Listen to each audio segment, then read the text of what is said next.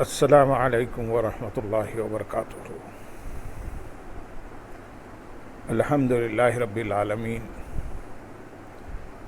والصلاة والسلام علی سید المرسلین، اما بعد فاعوذ باللہ من الشیطان الرجیم، بسم اللہ الرحمن الرحیم۔ برادران عزیز و معزز خواتین، آج کی اس نشست میں سورۃ الاسراء کی آیت نمبر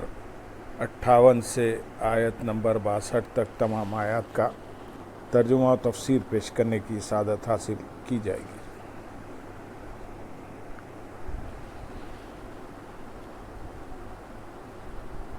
وَإِن مِّن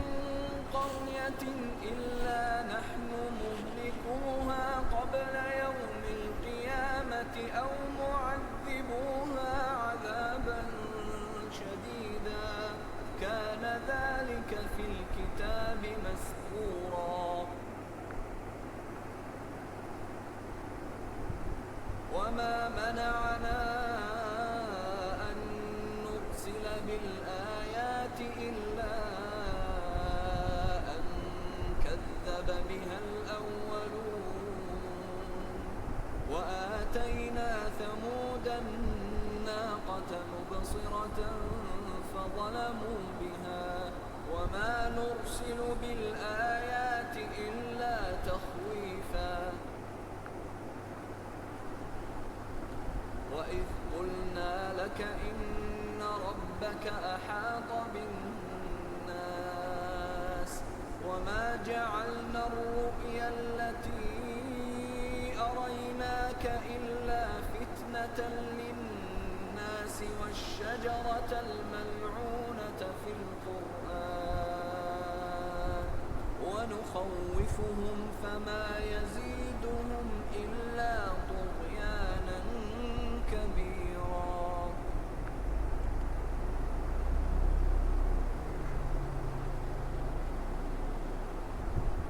وَإِذْ قُلْنَا لِلْمَلَائِكَةِ اسْجُدُوا لِآدَمَ فَسَجَدُوا إِلَّا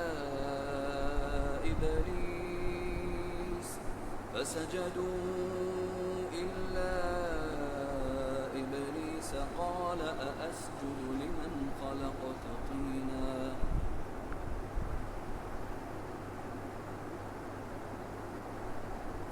قَالَ أَرَأَيْتَكَ هَذَا الَّذِي كَرَّمْتَ عَلَيَّ لَئِنْ أَخَّرْتَنِ إِلَى يَوْمِ الْقِيَامَةِ لَأَحْتَنِكَنَّ ذُرِّيَّتَهُ إِلَّا قَلِيلًا۔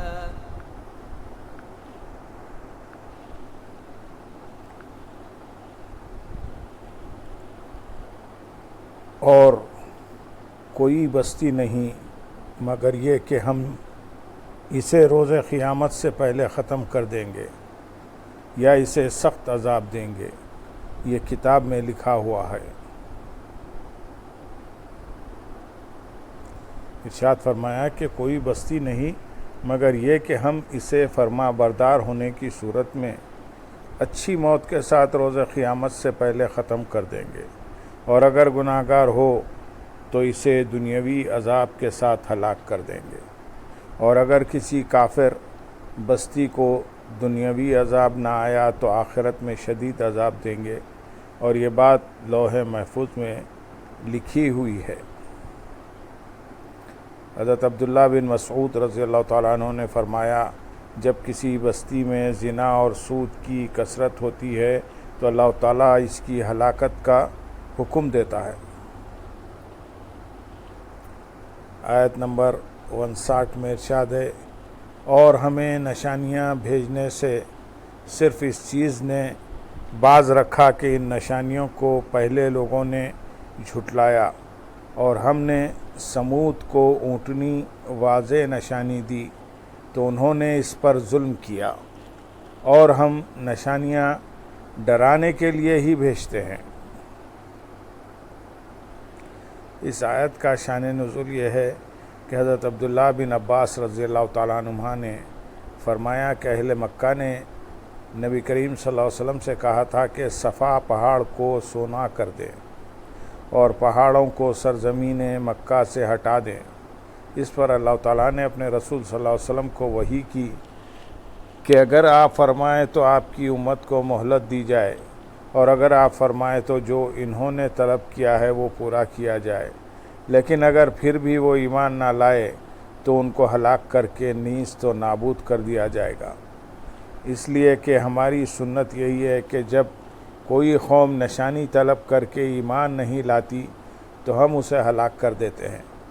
اور مہلت نہیں دیتے۔ ایسا ہی ہم نے پہلوں کے ساتھ کیا ہے۔ اسی بیان میں یہ آیت نازل ہوئی اور فرمایا گیا کہ ہمیں کفار کی مطلوبہ نشانیاں بھیجنے سے صرف اس چیز نے باز رکھا کہ ان نشانیوں کو پہلے لوگوں نے جھٹلایا تو ہم نے انہیں ہلاک کر دیا، اور اس کی واضح مثال یہ ہے کہ ہم نے قوم سمود کے مطالبے پر حضرت صالح علیہ السلام کو نشانی کے طور پر اونٹنی دی تو قوم نے ماننے کی بجائے اس اونٹنی پر ہی ظلم کیا کہ اسے قتل کر دیا، اور یوں گویا اپنی جانوں پر بھی ظلم کیا، اور نتیجے میں وہ ہلاک ہو گئے۔ اور یاد رکھو کہ ہم نشانیاں جلدی آنے والے عذاب سے ڈرانے کے لیے ہی بھیجتے ہیں۔ آیت نمبر 60 میں ارشاد ہے، اور جب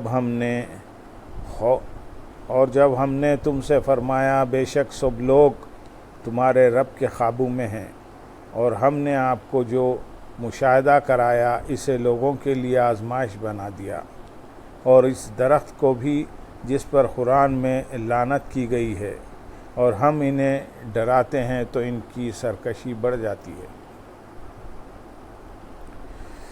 یعنی فرمایا گیا کہ سب لوگ اللہ تعالیٰ کے قبض قدرت میں ہیں، تو آپ تبلیغ فرمائیے اور کسی کا خوف نہ کیجیے، اللہ تعالیٰ آپ کا نگہبان ہے۔ یاد رکھیں کہ قرآن و حدیث میں جہاں بھی یہ مذکور ہو کہ اللہ تعالیٰ گھیرے ہوئے ہے یا احاطہ کیے ہوئے ہے، تو اس سے مراد یہ ہوتا ہے کہ اللہ تعالیٰ کا علم اور قدرت سب کو گھیرے ہوئے ہے، نہ کہ خود رب تعالیٰ، کیونکہ اللہ تعالیٰ کی ذات جسمانی اعتبار سے گھیرنے اور گھرنے سے پاک ہے کہ وہ جسم سے پاک ہے، مگر لوگوں کے لیے آزمائش۔ ارشاد فرمایا کہ شب معراج بیداری کی حالت میں جو آیت الہیہ کا آپ کو معائنہ کروایا گیا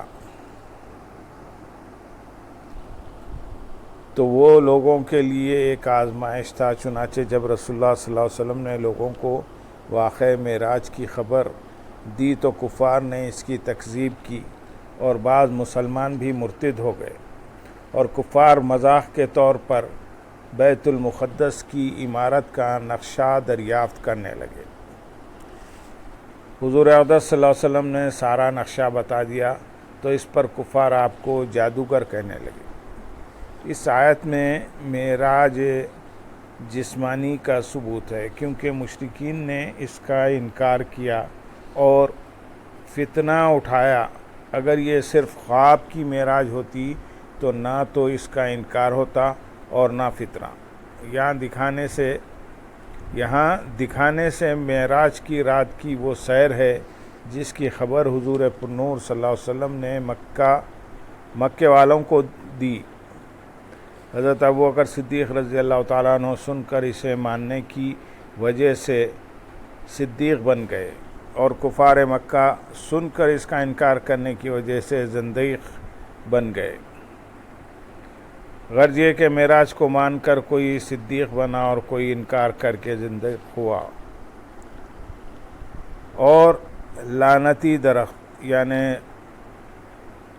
زقوم کا درخت جو جہنم میں پیدا ہوتا ہے، اس کو سبب آزمائش بنا دیا،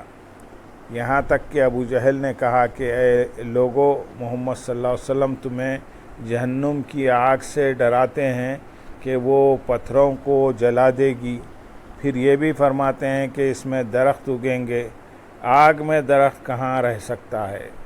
یہ اعتراض کفار نے کیا اور قدرت الہی سے غافل رہے، اور یہ نہ سمجھے کہ اس قادر مختار کی قدرت سے آگ میں درخت پیدا کرنا کچھ بعید نہیں۔ آیت نمبر 61 میں ارشاد ہے، اور یاد کرو جب ہم نے فرشتوں کو حکم دیا کہ آدم کو سجدہ کرو تو ابلیس کے سوا سب نے سجدہ کیا۔ اس نے کہا کیا میں اسے سجدہ کروں جسے تو نے مٹی سے بنایا۔ یہاں سے ایک مرتبہ پھر حضرت آدم علیہ السلام کا واقعہ بیان کیا جا رہا ہے۔ اس کی ایک وجہ یہ ہے کہ اس سے پہلی آیت میں اللہ تعالیٰ نے حبیب صلی اللہ علیہ وسلم کو ان کی قوم، ان کے اہل زمانہ کی طرف سے پہنچنے والی مشقتوں کا ذکر فرمایا، جبکہ اس آیت سے یہ بیان فرمایا کہ سابقہ انبیاء اکرام علیہ السلام کے ساتھ ان کے اہل زمانہ کی ایسی ہی روش رہی ہے۔ ان میں سے حضرت آدم علیہ السلام کو دیکھ لیں کہ وہ جو اللہ تعالیٰ کے سب سے پہلے مقرب بندے ہیں، انہیں ابلیس کی طرف سے کیسی شدید مشقت کا سامنا ہوا۔ دوسری وجہ یہ ہے کہ رسول اکرم صلی اللہ علیہ وسلم کی قوم نے ان سے صرف تکبر اور حسد کی وجہ سے جھگڑا کیا اور ان کے خلاف طرح طرح سے باطل شبہات پیش کیے۔ تکبر کی بنا پر یہ لوگ ایمان سے محروم رہے اور تاجدار رسالت صلی اللہ علیہ وسلم کو نبوت اور بلند درجے ملنے پر ان سے حسد کیا۔ اس آیت میں اللہ تعالیٰ نے بیان فرمایا کہ تکبر اور حسد نے ہی ابلیس کو ایمان سے نکال کر کفر میں داخل کر دیا۔ مخلوق میں تکبر اور حسد بڑا پرانا مرض ہے۔ آیت کا خلاصہ یہ ہے کہ اللہ تعالیٰ نے فرشتوں کو حکم دیا کہ حضرت آدم علیہ السلام کو سجدہ کرو تو سب نے سجدہ کیا، لیکن شیطان نے حضرت آدم علیہ السلام سے حسد اور اپنی ذات کے تکبر کی وجہ سے یہ جواب دیا کہ کیا میں اسے سجدہ کروں جسے تو نے مٹی سے بنایا ہے، حالانکہ میری پیدائش آگ سے ہے اور میں حضرت آدم علیہ السلام سے افضل ہوں۔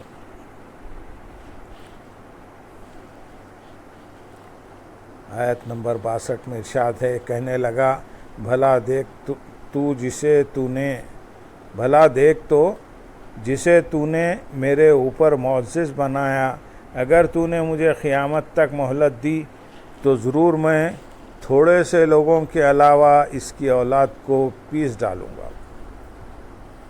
شیطان نے مزید کہا کہ جسے تو نے میرے اوپر معزز بنایا اور اس کو مجھ پر فضیلت دی اور اس کو سجدہ کرایا، تو میں قسم کھاتا ہوں کہ اگر تو نے مجھے قیامت تک مہلت دی تو میں اس کی اولاد کو پیس ڈالوں گا، یعنی گمراہ کر دوں گا، سوائے ان چند لوگوں کے جنہیں اللہ تعالیٰ بچائے اور محفوظ رکھے، اور وہ اس کے مخلص بندے ہیں۔ شیطان کے اس کلام پر اللہ تعالیٰ نے اس سے جو فرمایا وہ اگلی آیت میں ہے۔ اللہم صلی علی سیدنا محمد وعلی آل سیدنا محمد وبارک وسلم وآخر دعوانا الحمدللہ رب العالمین۔ سبحان